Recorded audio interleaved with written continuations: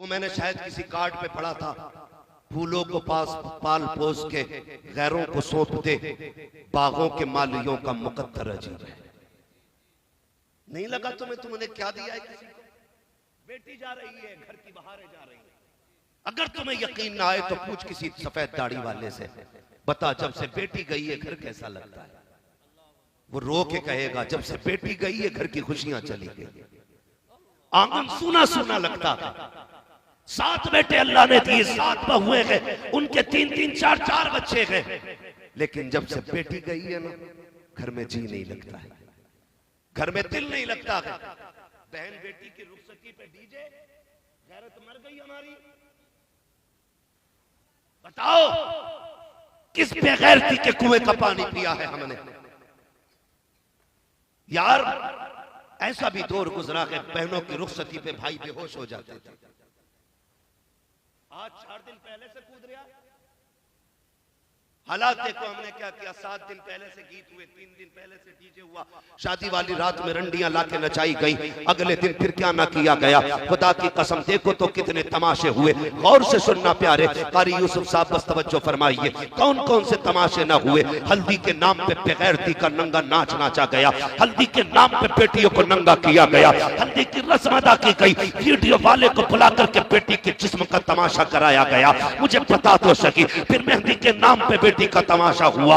जब सुबह का सवेरा नमूदार हुआ, रुखसती का वक्त आने वाला था, जैसे बारात दरवाजे पे आती है, फिर वेलकम के नाम पर इज्जतों के जनाजे निकाले गए, दूल्हा आया का इस्तकबाल किया जाएगा। चंद बेगैरत बेटियां दरवाजे पर हाथों में फूल लेके आके खड़ी हो गई। किस लिए आई हो? कि दूल्हा का इस्तकबाल होने वाला है, वेलकम होना है बारात का। वो गैरत मर गई हमारी, मर्दों का इस्तकबाल मर्दों को करना था। हमने बेटियों को खड़ा कर दिया रोड पे ला करके, हाथों में फूल लेके खड़ी है। कहां चली गई हमारी गैरत है? कोई जूस का गिलास लेके खड़ी है, कहां टूट के मर जाना चाहिए हमें। हम कहते हैं इज्जतदार है यार, इज्जत का जनाजा तो उस दिन निकल गया था जब तेरी बेटी दूल्हा के इस्तकबाल में दरवाजे पे आई थी। उस दिन मर गया था तू जब तेरी बेटी गैरों के ऊपर फूल डाल रही थी। तुझे किसने बताया ये इस्लाम है? तुझे किसने बताया ये ईमान है? खुदा की कसम मुझे बता तो सकी। दूल्हा के साथ जितने इस्तकबाल में जाते हैं वो छटे हुए गुंडे होते हैं, जितनी बेटियां इस्तकबाल में आती है किसी के सर पे दुपट्टा नहीं होता है। इस्तकबाल के नाम पे नंगा नाच नाचा जा रहा है। कौन सा मुंह दिखाओगे खातूने जन्नत को? कौन सा चेहरा लेके जाओगे खदीजतुल कुबरा के सामने? कौन से चेहरे से हाजिर होगे हजरत आयशा सिद्दीका के आगे? मुझे पता तो सकी। फिर वेलकम के नाम पे इज्जतों का जनाजा निकाला गया। फिर जब निकाह हो जाता है कहते जल्दी कीजिएगा, टाइम ज्यादा हो रहा है, जल्दी कीजिएगा। पूरी रात पूरा दिन घूम करके डीजे बजा करके बारात चढ़ाई गई। हमारी गैरत मर गई थी, कुत्तों की तरह घूमते रहे डीजे के पीछे। शाम को खाने पे आकर टूट पड़े। कोई भी निकाह में बैठने वाला नहीं है, जबकि निकाह असल है, जबकि निकाह असल महफिल है। कभी निकाह में बैठने का वक्त नहीं। हम तो आते हैं डीजे पे कूदे, खाना खाया घर चले गए। मुझे पता तो सही निकाह में कितने लोग शामिल होते हैं। उसके बाद निकाह हो जाता है, जगह जाने लगता है, बेटी को रुखसत किया जाता है, तब पीछे से आवाज आती है ठहरो बेटी बाद में गाड़ी में बैठेगी, पहले कुरान रखा जाएगा। मैं पूछना चाहता हूँ जब तुम्हें बेटी की रुखसती पे कुरान याद आया तो कुरान ने क्या क्या ना कहा होगा? तुम्हें क्या लगता है वो किताब जो शफाअत करने का हक रखती है, वो किताब जो तुम्हारे लिए दुआ का हक रखती है, क्या उसे नहीं पता था जब तुमने कुरान बेटी के लिए उठाया? कुरान कहता है जालिम ठहर जा। जब 7 दिन से गीत हो रहे थे तब मैं कहाँ था? जब 3 दिन से डीजे चल रहा था तब मैं कहाँ था? जब मेहंदी के नाम पे तमाशा हुआ तब मैं कहाँ था? जब वेलकम के इस्तकबाल के नाम पे तुमने इस्लाम का मजाक उड़ाया तब मैं कहाँ था? अब बेटी जा रही है तब मेरी याद आ गई है। तुम्हें क्या लगता है अब बरकत मिलेगी? नहीं प्यारे, अगर बरकत देनी है जगह में कुरान दो या ना दो, अपनी बेटियों के सीने में कुरान उतार दे। सुभान अल्लाह, नारे तकबीर, अल्लाह।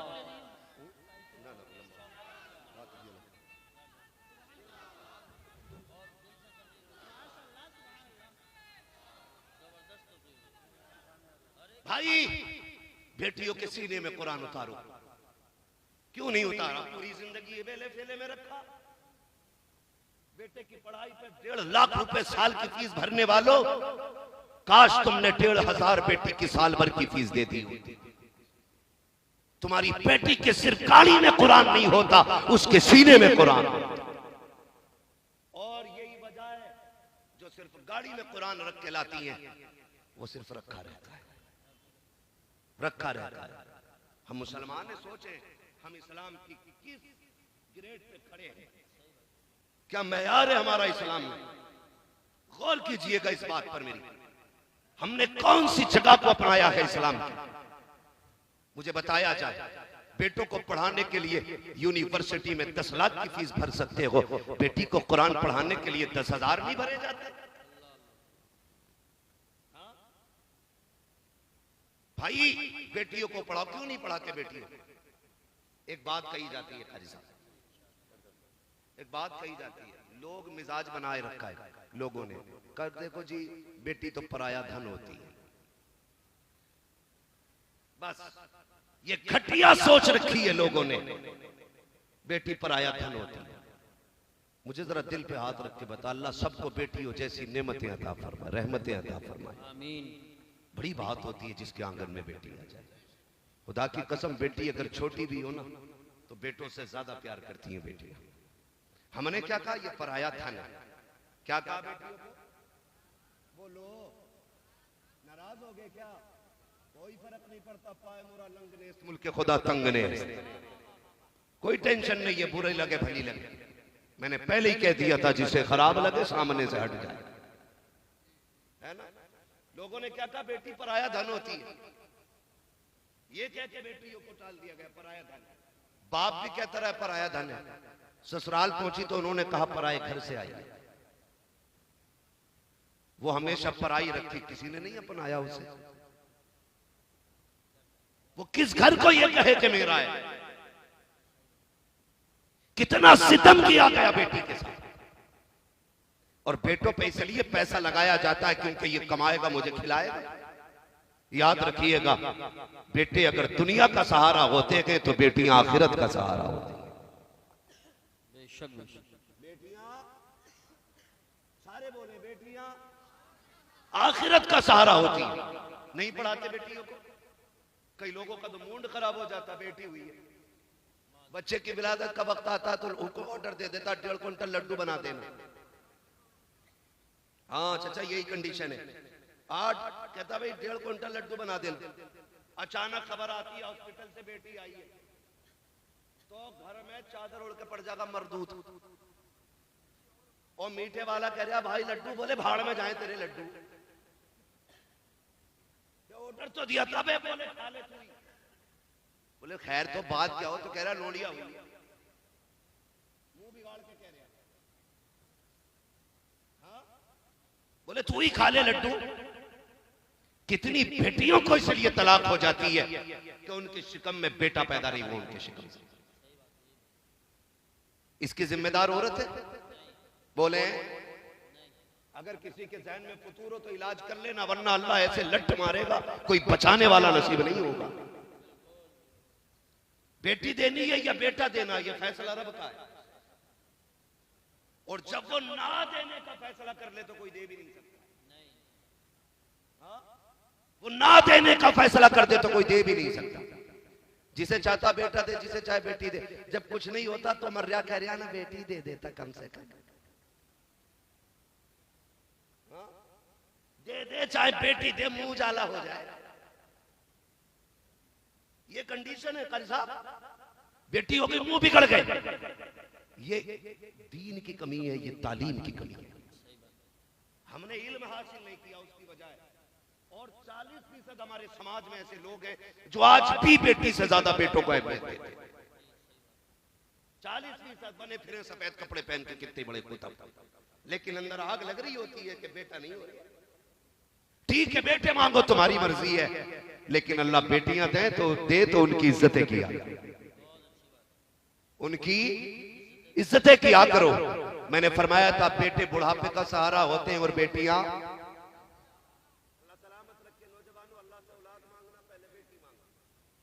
जिस घर में बेटी आती है साथ खुदा की रहमतें लेके आया करती है।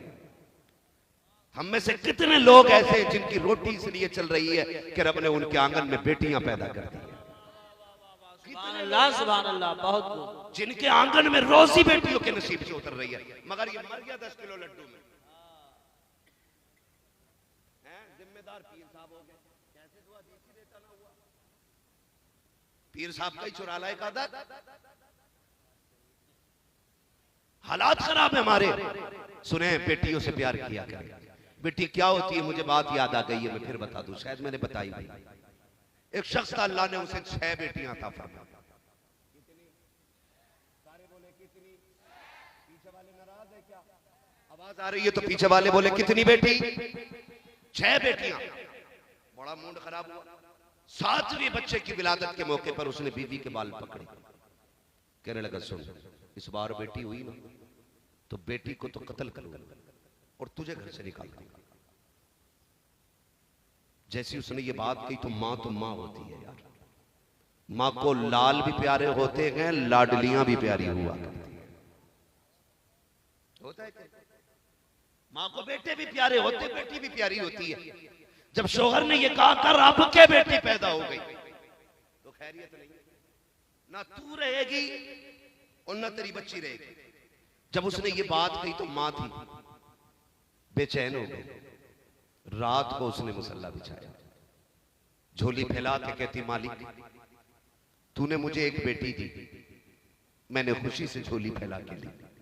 तूने दूसरी बेटी दी, मैंने तेरा शुक्र अदा किया। तूने तीसरी बेटी दी, मैंने तेरा शुक्र अदा किया। तूने चौथी बेटी दी, मैंने शुक्र अदा किया। मालिक 6 बेटियां दी, मैंने कुछ नहीं कहा। या अल्लाह अपनी 7वीं बेटी दे, मुझे कोई एतराज नहीं, मगर मेरा शोहर जो है ना, उसने कहा है अगर 7वीं बेटी हो गई ना तो गला काट दूंगा उसका, तुझे घर से निकाल दूंगा। रो के कहती मालिक मैं घर से निकल गई, कोई बात नहीं, धक्के खा के जिंदगी गुजार लूंगी, मगर मेरे मालिक मेरे सामने बेटी का गला दबा, मां हूं, बर्दाश्त नहीं कर सकूंगी। ए मेरे परवरदिगार, फैसला तेरे हाथ में है, या तो मेरी 7वीं बेटी को बेटा बना दे और या फिर मेरे शोहर का दिमाग ठीक फरमा दे। ये कह के रो देती है। मोती समझ के शान करीमी ने चुन ली है। खुदा की कसम अपनी बारगाह में रोने के आदी बनो, उससे रो के मांगना सीखो। खातून ने रो के कहा था या अल्लाह या तो बेटा अता फरमा या फिर मेरे शोहर का दिमाग ठीक कर दे। ये कहता मैं रात को बिस्तर पे लेटा था, मेरी आंख लगी थी, ख्वाब देखता हूँ मैदान कयामत है, लोगों की भीड़ लगी हुई है, लोगों के अमल तोले जा रहे हैं, मेरा भी अमल तोला गया। जब तोले गए तो गुनाह ज्यादा थे, हुक्म हो जाता है फरिश्ते उठाओ इसे दोज़ख में ले जाके डाल दो का। जब फरिश्ते लेके जाने लगे मैं मुड़ मुड़ के राके देख रहा था, कोई बचाने वाला नहीं था, इसलिए कि रब की रहमत रूठ चुकी थी, अब कोई सहारा देने वाला नहीं था। का जब फरिश्ते लेकर के चले, जहन्नम का पहला दरवाजा आया। 7 दरवाजे अल्लाह ने जहन्नम के बनाए हैं। कहता पहले दरवाजे पे गया, अब तो डर ये था कि जहन्नम का रास्ता है, करीब के जहन्नम में झोंक दिया जाऊंगा। लेकिन जैसे पहले दरवाजे पे गया, क्या देखता हूँ, वहां पे मेरी बड़ी बेटी हाथ लगा के खड़ी हो जाती है। कहती मेरे परवरदिगार, ये मेरा बाप है, बड़ी मेहनतें करके इसने मुझे पाला है, ए मेरे मालिक मेरे बाप को जहन्नम में न डाल। फरिश्तों ने उस दरवाजे से हटाया, दूसरे दरवाजे पे लेकर के गए, दूसरे दरवाजे पे दूसरे नंबर की बेटी खड़ी थी, वहां से हटाया, तीसरे दरवाजे पे लेकर के गए, तीसरे नंबर की बेटी खड़ी थी। का चलते चलते छठा दरवाजा आ गया। कहता कि छठे दरवाजे पे छठी बेटी खड़ी थी। का जब 7वें दरवाजे पे लेके गए, चूंकि बेटियां 6 थी, दरवाजे 7 थे, वो दरवाजा खाली था। मेरी दहशत से आंख खुल गई, मैंने मुसल्ला बिछा दिया। कहा मालिक मुझे 7वां बेटा ना दे, अपने करम से मुझे 7वीं बेटी अता फरमा दे। नारे तकबीर, नारे रिसालत, नारे गौसियत, मसलकी आला हजरत उलमा अहले सुन्नत इस्लाही मुआशरा कॉन्फ्रेंस। सुभान पढ़ाएंगे बेटियों को इंशाल्लाह, बोलो इंशाल्लाह। और सासें भी मेरी बात सुन लें, जब घर में जहेज आता है ना बड़ी मुस्कुराती हैं। क्या लाया? फ्रिज है, इसमें क्या वॉशिंग मशीन का ठीक इधर लगा दो। लाते लाते लास्ट में गाड़ी आती है दुल्हन की, लास्ट में दुल्हन की गाड़ी आती है, उसमें से जब कुरान लाया जाता, सास कहती ये क्या है? कि कुरान है। कि लल्ली हमारे घर तो पहले से ही कई कुरान है। वही ना खुलते, एक तू भी लिए, एक तू भी लिए, जाओ इसे जाके मस्जिद में रख दो। जिस घर के अंदर टीवी के लिए जगह हो, फ्रिज के लिए जगह हो, वॉशिंग मशीन के लिए जगह हो और कुरान रखने के लिए जगह ना हो, समझ लेना उस घर में कभी खुदा की रहमतें नहीं आ सकती। हाँ? और कह रहे बरकत नहीं हो रही है, सास कह रही बरकत नहीं हो रही, ससुर भी मर गया। रिश्ता करा था तो देखा था, रिश्ता करा था, नाक देखा, कान देखा, आंखें देखी तुमने, लौंडिया का मकान देखा, 2 मंजिला 3 मंजिला देखा तुमने, ये भी लिस्ट बना के दे दी जहेज में क्या क्या देना है। किसी के दिल में ये भी ख्याल आया, ये भी पूछे कि उसे कुरान आता है कि नहीं। ख्याल आया, जिसे आता ही नहीं वो पढ़ेगी क्या खाक। 6 महीने हो जाते हैं कुरान नहीं खुलता, इसलिए कि इसे पढ़ना ही नहीं आता।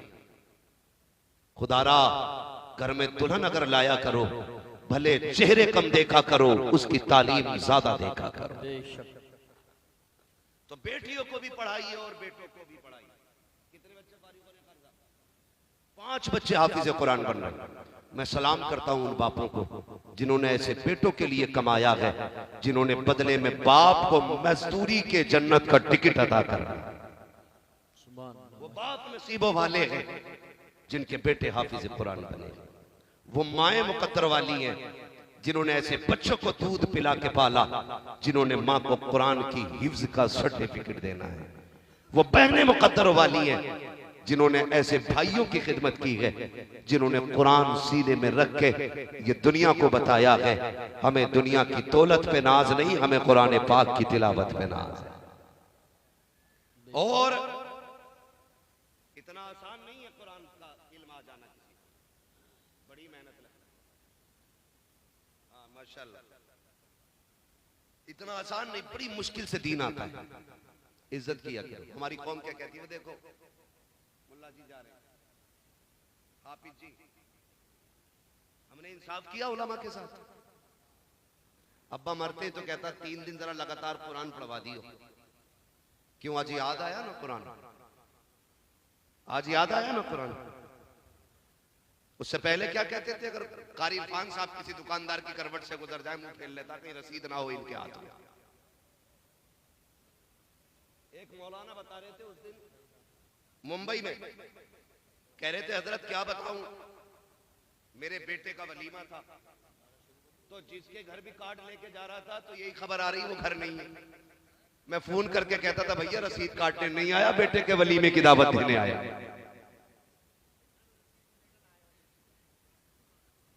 ये सूरत मुंबई की बात है, गुजरात की। मैं भी गया था तो एक मौलाना बता रहे थे, मैं बड़ा परेशान हुआ। एक बंदा हाथ में वलीमे का कार्ड लेने तैयार नहीं था। ये सोच रहे थे लगता है फिर कोई रसीद लेके आया।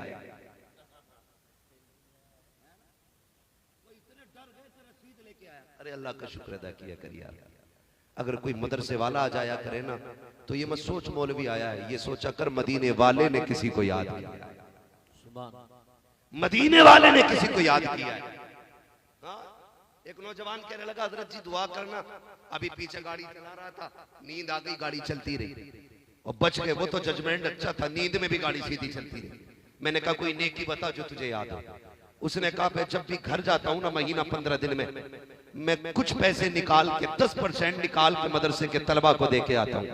मैंने कहा पगले तुझे लगता है तेरे जजमेंट ने गाड़ी संभाल रखी थी?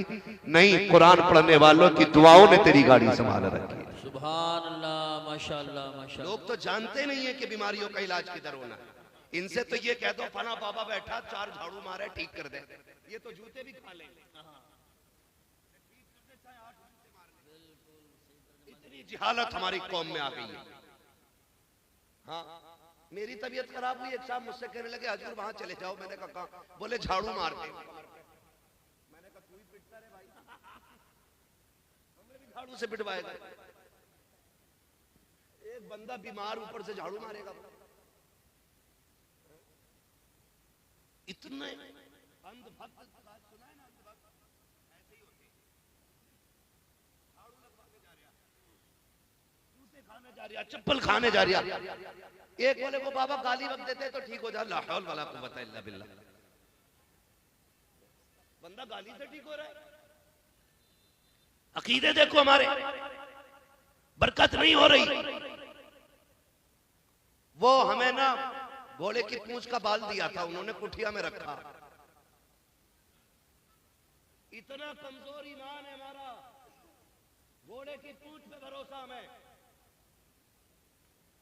हाँ, उसका बाल कुटिया में लाके रख लिया। सुन प्यारे, अगर घर में बरकत नहीं है, इलाज एक मैं बता के जा रहा हूँ, वजीफा लेके चला जा। तेरे घर में फाके हो रहे हैं, फसलें मारी जा रही हैं, खेती में बरकत नहीं है, नुकसान होता जा रहा है। ना जा घोड़े वाले के पास, मतलब उसकी पूंछ का बाल, ना जा लोटे वाले के पास, मतलब किसी से झाड़ू, सीधे मदरसे आ जा, कारी इरफान के पास आ, कारी नासिर के पास आ, आके इनसे कह दे एक तालिब इल्म मेरे घर भेज दिया जाए। का किस लिए? का मैं अपने दस्तरखान पे उसे खाना खिलाना चाहता हूँ, उसको बुला के ला और उसकी प्लेट अलग न करना, उससे कहना प्यारे इस बड़े बर्तन में खाना खा और उंगली ना बचाना, अपनी उंगलियां सालन में डाल दे। खुदा की कसम सिर्फ हाथ खाने में नहीं आएगा, उसके हाथ के साथ खुदा की रहमतें तेरे दस्तरखान पे उतार दी जाए। नारे तकबीर, नारे रिसालत, नारे गौसियत, मशरके आला हजरत,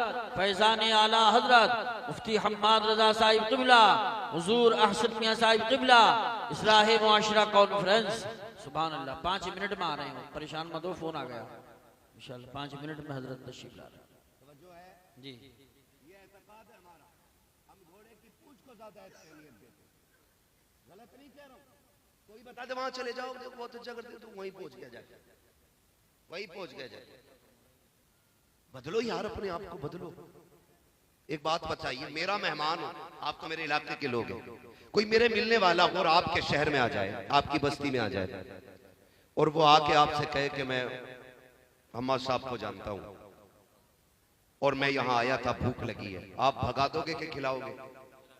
जोर से भाई, इसलिए तो खिलाओगे यार कि अपने इलाके का बंदा है, ठीक ठाक मामला आते हैं, चलो ठीक है खिला दो खाना।